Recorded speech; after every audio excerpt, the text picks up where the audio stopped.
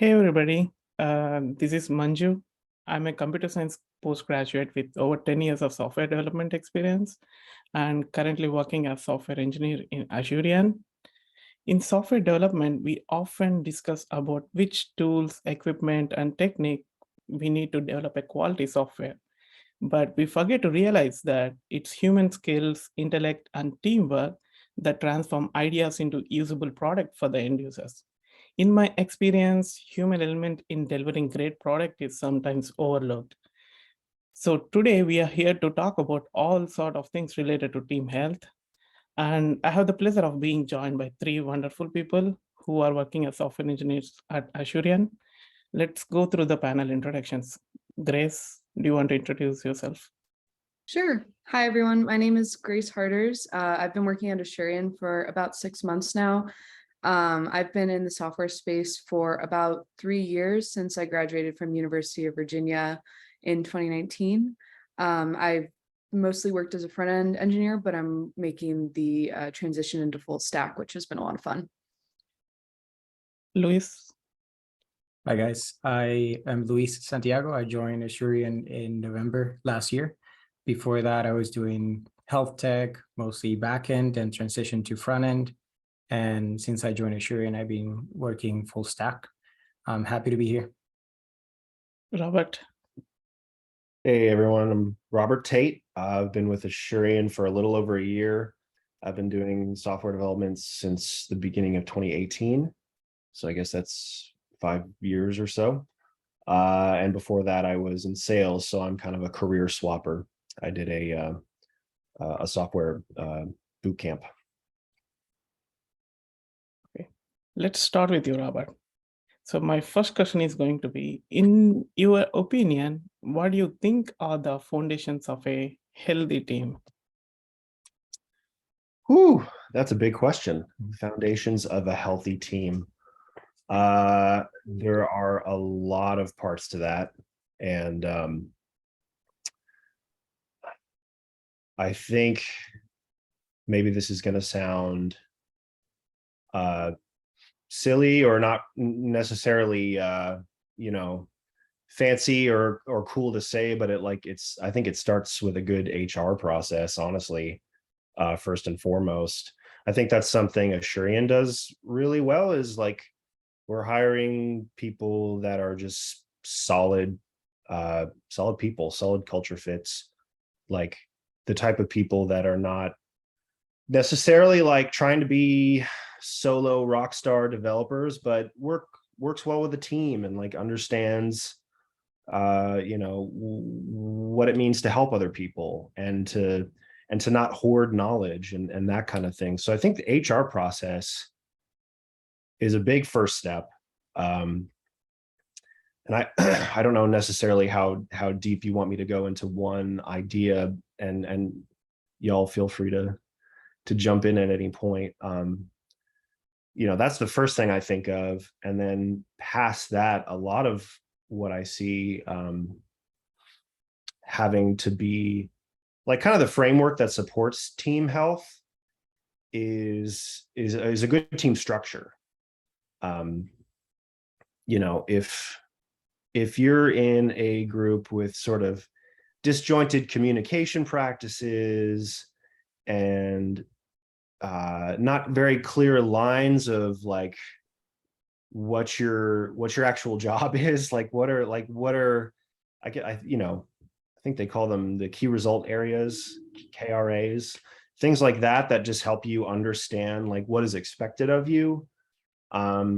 Reducing ambiguity in that sense, I think is another big one. So just in general, the idea of, before the healthy team member comes the healthy team. So. Luis, do you want to add anything? Yeah, no, I agree with Rob, and I think there are many components that form like a healthy foundation for a team, and I think being on the same page with your teammates and team members, it's really important, which refers to the cliche of communication is key, but it truly is key in team health. and getting on the same page with your teammates. It's really important. Also finding ways to, other than code and projects and finishing projects, just finding a way to find that pulse check to see where your teammates are. Kind of like those soft skills are needed to make sure that the team is organized and to make sure that you know where other team members are in terms of how they feel, if they're happy, things like that. More on the softer side, I think. Chris? Yeah, I totally agree with all those points. One thing that I would add, though, is I think it's really important to have a strong leadership style going into starting a team project. Something that I've seen in my past is that sometimes if you don't have an established leadership style, people don't respond very well.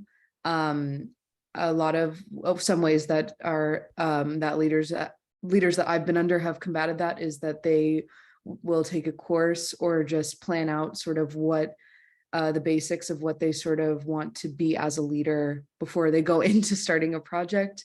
And then that way the team feels guided and led as opposed to more chaotic.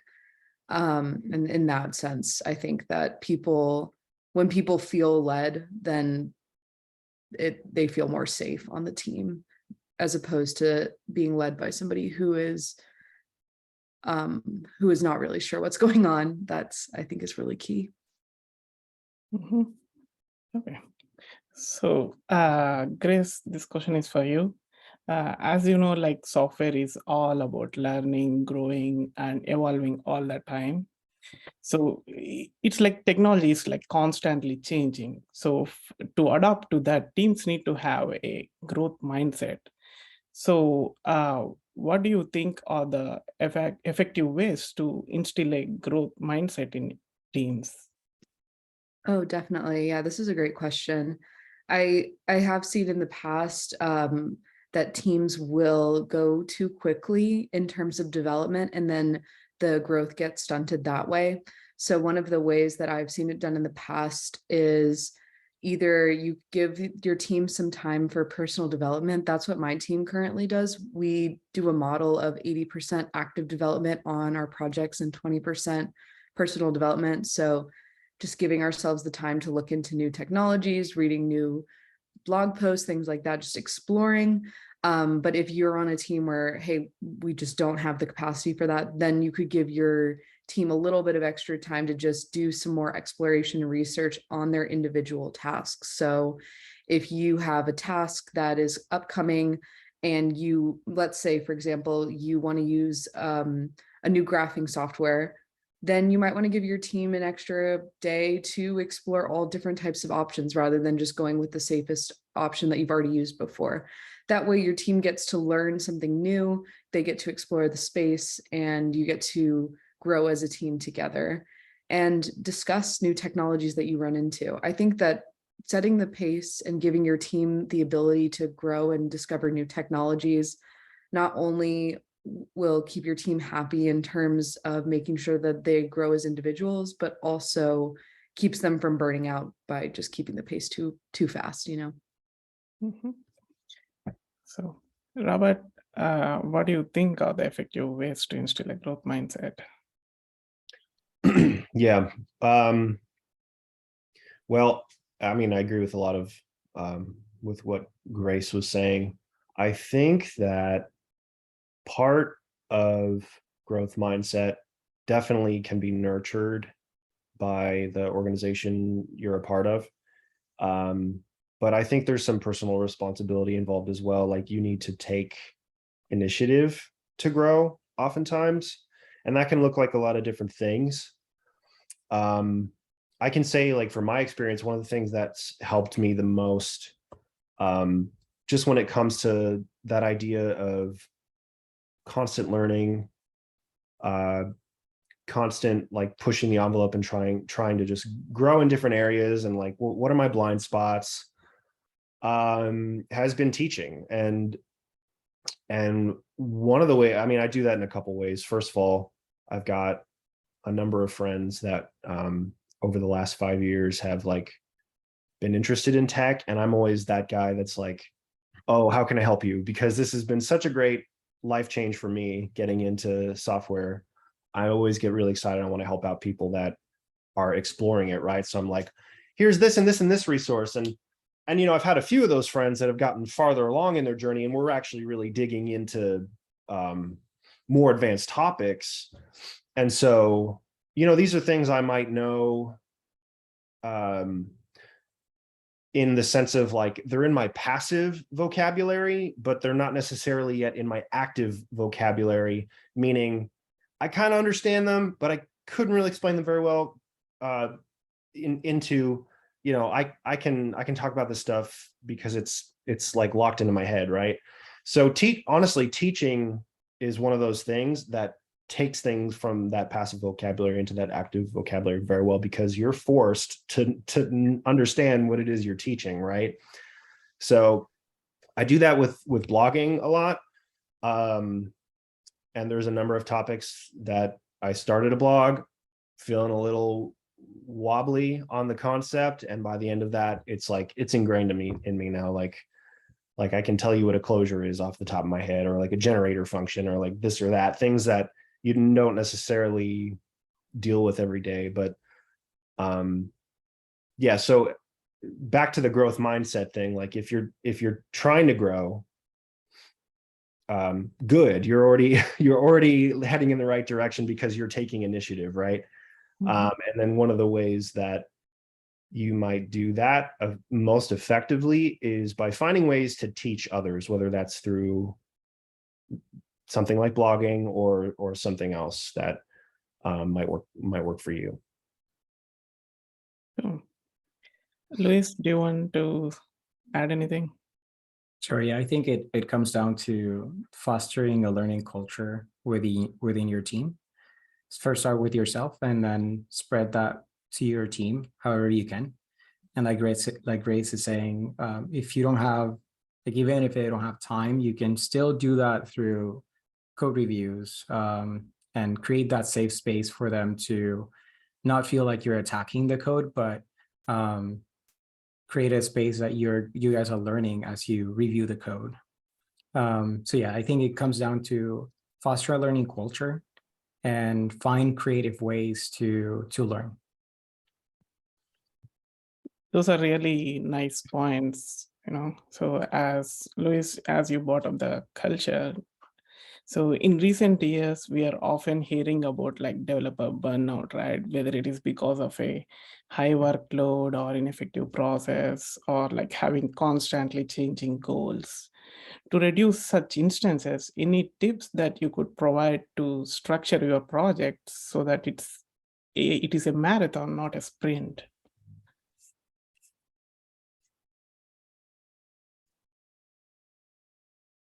Yeah, I think I can start with that one. I think for software development projects, I think it's really, at least for me and what I've seen in the past, is it's essential to, before you start writing your first line of code, planning is really essential. Creates a foundation for the rest of the project, right? And it gives each team member like a perspective of what you're saying, right? It's a marathon, not a sprint. We can break this down into phases. We can deconstruct the work in a way that makes sense and is digestible for the team and for each team member to work on and kind of consume or work through as a team. So yeah, planning as a foundation, I think it really helps to show that it's a long-term thing. It's a marathon. No, you don't have to rush it. You don't have to rush a final product. You don't have to start writing the first line of code right after you receive the requirements. Just take time and see the whole process through. Use diagrams, use creative ways to show the team the big picture, and then go from there. Grace, do you agree with Luis? Yeah, I do. I actually experience a lot of burnout, and I try to address it myself individually. I think For me, I experienced a different type of burnout being fully remote. I know that some people on my team are in person, remote. I experienced a lot of Zoom burnout. So that's something that I'm really passionate about and something that I try to do a lot to combat. So I have some tips for trying to combat that, which I know is just really important, especially after COVID. A lot of people are fully remote. A lot of people are feeling burned out. And so something that I try to do on my teams with addressing the Zoom burnout is just keeping in constant communication. One of the easiest ways to feel burned out on Zoom, or even just burned out in your team in general, is if you just like cannot get a hold of anybody. I don't know if you guys have had that before, but if you get stuck on a project and then it's just nobody is available. So one of the things that we've implemented on my teams that has just been so helpful with burnout is that we'll have a Zoom that we just throw up, and sometimes people will just go and sit on it for hours. We'll mute ourselves, we'll turn off our cameras usually. And whenever we have a question, we'll just unmute ourselves, turn on our cameras and be like, hey, I have a question. And in that way, we're reducing the amount of remote burnout because we're able to ask the question as if we were in person. So that could help if you're experiencing some burnout. Another burnout tip that I have is just make sure to plan something for yourself after your work day every day, whether that just be spending time with your family or even something as small as cooking yourself a meal. It doesn't have to be fancy. And I think like a lot of burnout is taking the personal responsibility to make sure that you communicate with your team, and then make sure that you do things for yourself. And I think the last thing that I'll say is that as a leader, I would definitely take the responsibility of just always being in communication with your team. I think that as a leader, it's kind of easy to tell when your team is feeling burned out. Your team will tell you if you are willing to receive that feedback through retrospectives and one-on-ones. And if you can take those action items and actually do something about it, then you will be able to really foster that team health. And I think that's something that at Asurion, I've experienced such great leaders who just really have been so receptive whenever people are feeling stressed and strained, and then they'll respond, and just we create like a really healthy team culture. So I've been experiencing some low burnout recently. It's been great. Those are really great points, Grace. Yeah, because of the COVID and increase in remote work, like there are many challenges that we are seeing now, which we haven't even thought of before, which is basically increasing developer burnout again. So companies should basically try in any way they can to basically reduce the developer burnout. Robert, do you want to add anything? Yeah, I like what you said, Grace, about you touched on the things you do outside of work. I think that's really important. I think work-life balance is definitely one of the key components to avoiding burnout, and I think some of that also comes with setting healthy boundaries too, between those two parts of your life. I would say for me too, if we're just thinking about the work side of things and what can contribute to burnout, my experience has been, I feel the most burnt out when I feel like I'm stuck in a rut where I might be doing the same thing over and over. And I think sometimes what that can attribute to is sort of, and I'm not saying this is specifically where I work now or previous roles, but I have felt at different points in my career that feeling of just kind of being stuck in the lane I'm in, right? And almost sometimes, and not all the time, but sometimes being treated like a bit of a code monkey, right? Where it's just like, here's a requirement, go fix it, go build it, go, do that. And I personally really enjoy not staying in my lane and speaking into other disciplines. That to me, like, is one of the things that makes me feel the most invigorated, is if I'm actually able to take on work that's not maybe necessarily just the front end or just the back end, but UI, UX, or like marketing and like different ideas related to like optimizing marketing funnels.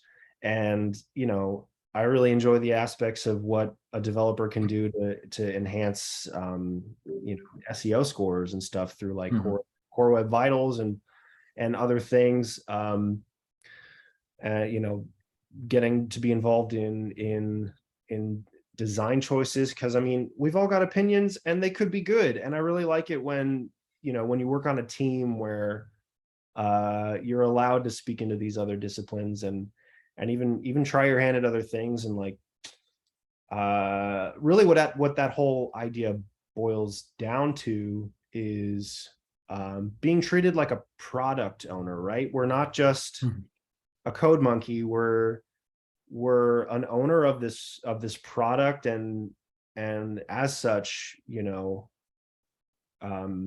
we should feel the confidence and the confidence to speak into anything we see wrong, right? If we see a problem, we should fix the problem. That's a lot of what it means to be a software developer. Sometimes the problems are not always with the code. Sometimes they're with some other aspect of the product. And I think it's, you know, and as software engineers, we're sometimes the people that are the closest to the product. So we have good ideas. So it's really invigorating for me when I get to speak those and actually like contribute in these other ways. And it makes me feel like, you know, less stuck in a rut, which for me, again, contributes to whether or not I'm starting to feel burnt out. So next question is for Grace. So what do you think is the importance of emotional intelligence, and does it have an impact on the success of a software product? Yes, this is a great question.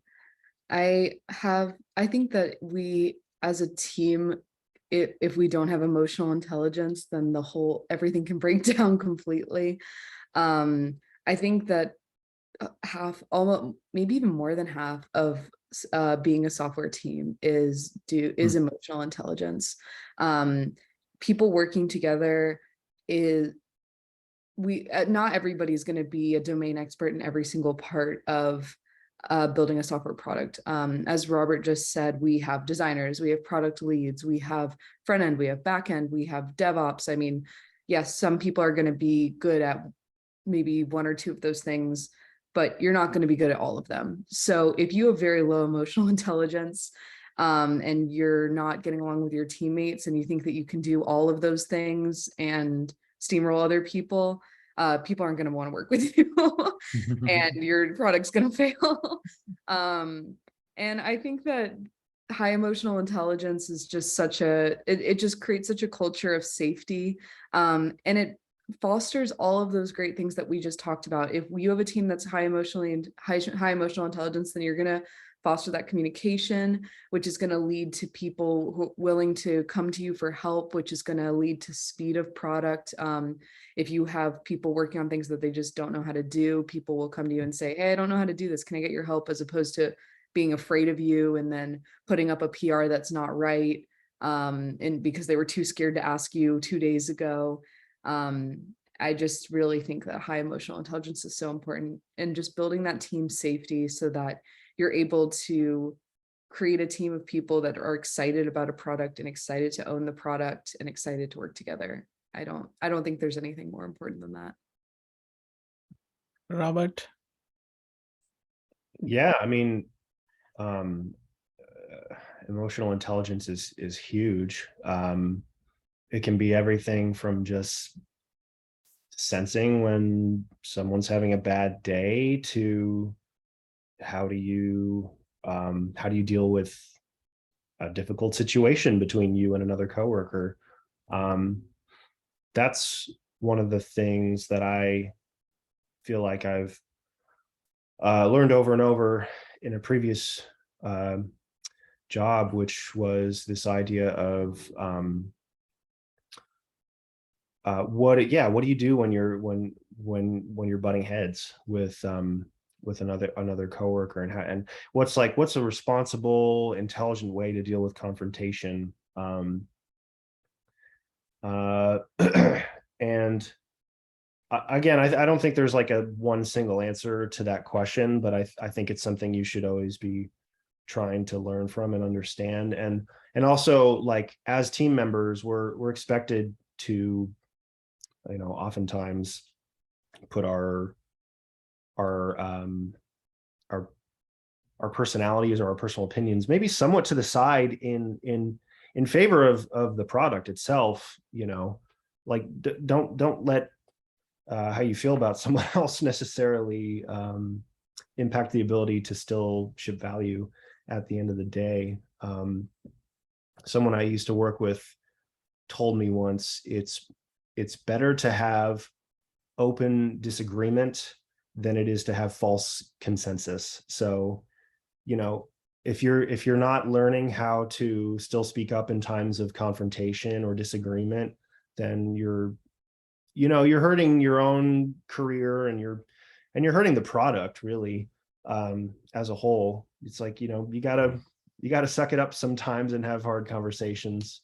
That's something I think that comes with time. And again, confidence in what you believe. Like, if you think something is worth bringing up, you should trust your gut and bring it up, even if you look stupid in the moment. Another thing that I have learned over the last couple of years is, like, don't be afraid to look stupid, because chances are someone else might be thinking the same thing. And so it takes guts to ask the stupid question sometimes. But I think it's important. So yeah, just some random thoughts on that. So seems like we are all agreeing with each other opinions today. Luis, do you want to disagree. Luis, do you want to oppose Grace or? Oh, no. No, I think it'll be hard to oppose that. I think emotional intelligence is super important. And like Robert was saying, there's so many aspects to emotional intelligence. But the one that comes to mind every time I hear emotional intelligence is self-awareness. Like, be aware of how you do stuff, how you communicate with other people, how you teach other people, and understanding that people they don't learn the same way. Like, some people you might be able to just tell them something and they get it. Some people you just have to draw something or have a diagram and then they'll get it.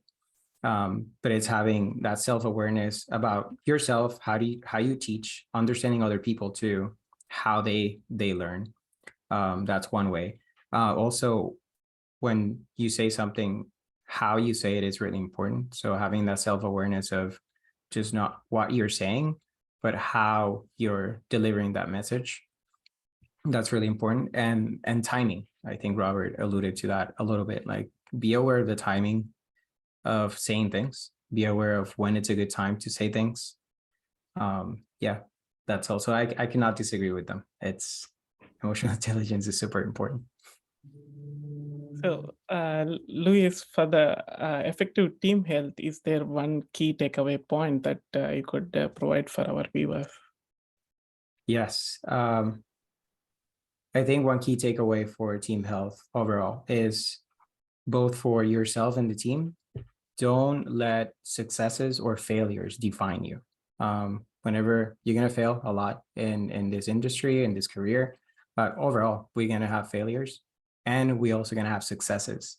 Don't let those define you, because even if you're successful, that won't define your entire career. You have to just keep grinding and keep working to even be more successful or to have other successes. Same thing goes with failures. Like, you're going to fail sometimes. That won't define your career. Just keep on going, keep on grinding, keep on learning from that mistake. Yeah, that would be my key takeaway. As we say, failure is a stepping stone of the success, right? Correct. Grace, do you want to add anything? Sure. I think my key takeaway would be, and I know this is a little cliche, but just always go slower rather than faster on software projects. I've seen in the past people who want just delivery as fast as humanly possible. And it always goes poorly. The customer is never satisfied with something that is done as fast as possible, because there's always something that ends up breaking. There's the team culture just is not, it's not good. I would say it's better to go slower rather than faster. The benefits much outweigh the cons.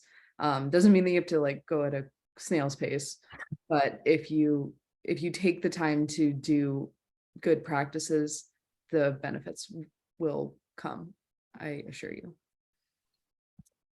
Robert, what's your takeaway point? Yeah. A key point I think would be worth including in this is relationships. It's just another kind of saying ingrained in me, is that, you know, a lot of teams, they move at the speed of trust, right? So investing in the relationships on your team is going to be one of the most valuable things you can do for yourself, for your team members, and for the thing you're working on. Like, the more you can trust each other and have open, honest communication with each other, it's gonna open up so many possibilities of the things that are on the table to talk about, the ideas that are being shared. It just creates a richer environment for collaboration. And I think you end up, you know, I agree with Grace, like, yeah, it is better to go slow than fast, but if you continue to do things the right way, things will speed up when it comes to like your product development cycle, because you get in a better place. You start to pick up on all these things that everyone brings to the table, and relationships. Super important. Yeah, I guess that's one more thing that I forgot to mention, is that if you go too fast, then eventually you'll have to slow down to go back to fix the mistakes, so you end up going slower. Yeah, definitely agree with that. Okay. What about you, Manju? Do you have any key takeaways? So for me, coming to the work, like when you are in the house, like, you know that you're with the people that you know about them. But coming to the work, you work from morning to evening, and then you don't know about them anything, right? So sometimes we have to think that, whatever we say, like if my boss come and say, okay, whatever you did is wrong, sometimes, okay, I should not get emotional and basically get that into my mind, which would affect my work. I would say, like, that is more important. Just treat work as work, Yeah. Okay. To conclude our podcast, foundation is the base of any building. If foundation is bad, a building can be vulnerable to any problems, right? So in a similar fashion, foundation for any healthy organization is human capital.